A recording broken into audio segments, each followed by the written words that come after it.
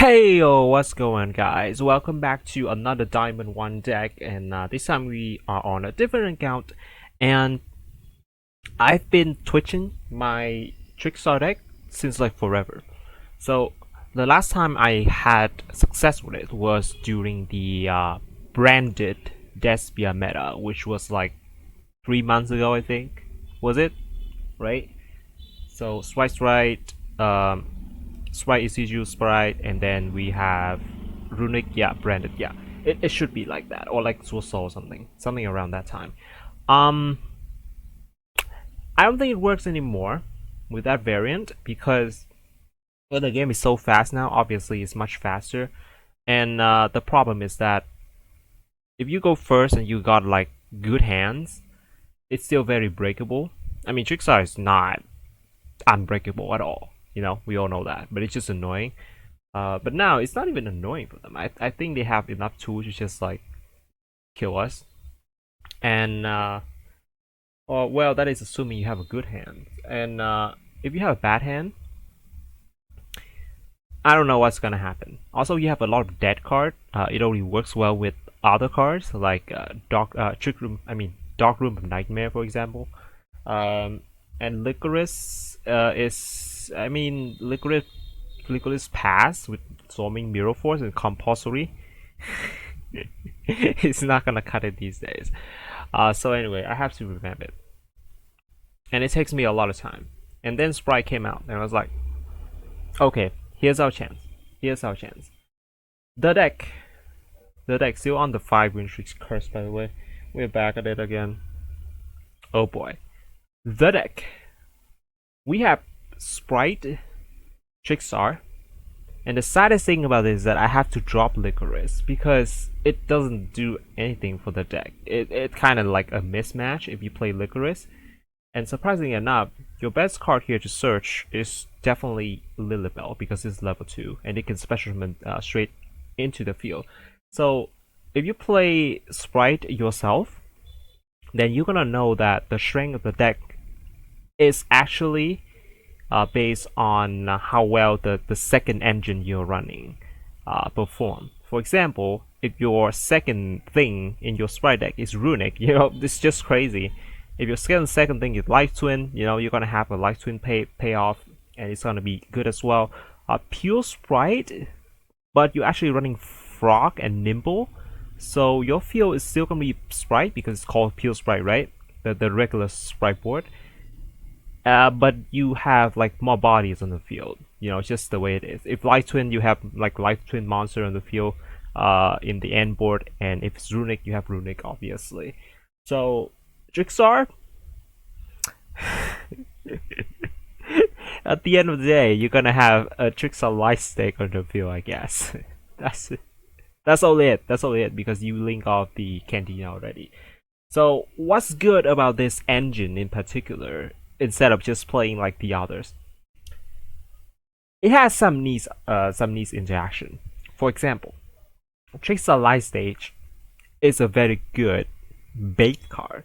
So if you activate this card and they use Ash on it, they're gonna waste an Ash, and then you're gonna use Light Stage to lock one of their spell trap card, which is like 2 things they can interrupt you with. And the funniest thing about this is that it's an advantage to have Trickstar pairing with Spright, because if you see Trickstar, you obviously negate the field, obviously negate Candina, right? Because no one thought that you would have like a Spright follow-up. For example, if you run Life Twin, then I don't think they're gonna ask your Lila or like your Kissakill. No, it's bad play. Right? They're not gonna waste a Nash on those. Or like Veiler. No shot. But Trickstar is different because they don't expect it. So that's the advantage of it. It's very good at baiting out negates. The downside is that your board is just pretty weak. It's just like if you run Spright with no other engines, like just Spright, your board is going to be like complete garbage. And this is what it is, by the way. This is what it is. It has better option going second because it can bait out negate, or you know, if you go first and like draw triple attack talents and then just bait out Ash, Veiler, all that stuff, Nibiru, then it's good. Yeah, then it's good. But you don't have much going first and then into your opponent's second turn. It's not a lot actually. So you have to run something here. Let's go card by card. We have 3 Maxi, of course. For the Trickstar engine, we have 3 Candina, 2 Light Stage, and 2 Lilybell. 2 Lilybell is because you don't want to draw it, and then these cannot search Lilybell anymore, and that's a disaster.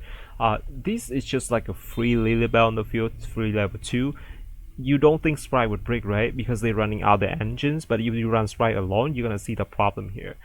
The Spright end board is actually not crazy at all. You have Masquerena, Spright Elf, and then like a Carrot, maybe a Smasher set if you're lucky. I don't think that's a strong board. It's just like Baron, She Shall set Blackout Pass or something. It's just like similar to that. So it's not as crazy.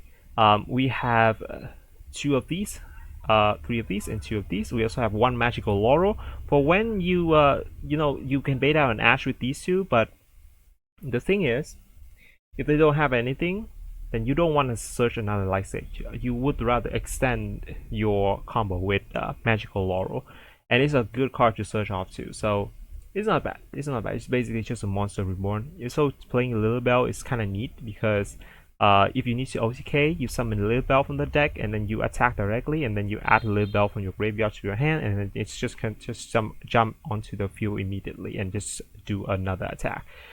We have 3 blue, 3 jet, 1 red, 1 carrot. Of course, the regular. We have board breaker like Raigeki, Duster, change of heart for your opponent's elf. That's gonna be fun. Terraforming for Trickstar Light Stage. We have double triple tactic talents. We have enemy controller. Enemy controller is interesting. I was running mind control, but the thing is, your board is so weak. You need something for your opponent's turn as well. So you can't just rely on like Masquerena, Spright Elf, Carrot Pass. That's just not how it works. So enemy controller is nice because you can use it on your opponent's turn, and you can also use it in your turn. And change the battle position of 1 card is not that bad because sometimes it's just enter the battle phase to attack over Masquerena or like Spright Elf or something, and it should be okay.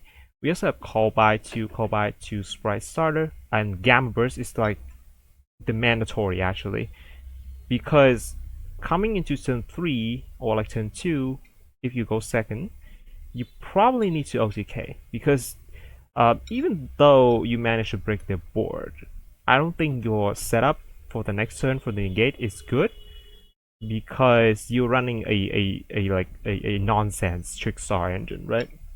I don't think it works like that. So we have to go for the OTK if we can, and Candina, Light Sage, and Lilybell is very good for it. So we kind of go with it. Mandatory again, mandatory. We have a Smasher, evenly matched in the extra. We have Centaurea, 2 Gigantic, 2 Elf. We have Downerd, Zeus, Knightmare Phoenix, Hiita, Masquerena, Dharc, Unicorn. Gryphon is, I don't know how often it comes up, but I don't have Maxx, so it's the best thing I can. We have Accesscode Talker, and of course Underworld Goddess of the Close War. I'm actually very surprised this Rich Diamond one, to be honest. Granted, it's right, but if you look at the end board, it's similar to Baron's She Shall Pass. Like it's just like that, but it's good enough. And yeah, pretty impressive. I'm impressed myself. We can bring like Trickstar, even though it's paired with Spright. But I love pairing meta stuff with like janky stuff. There was a time I paired Runic with Volcanic, but even when that happened, right? Runic was meta, but it wasn't even enough to make Volcanic good. That's just tragic, man. That's just shattering. Anyway, thank you for watching. Here's a replays.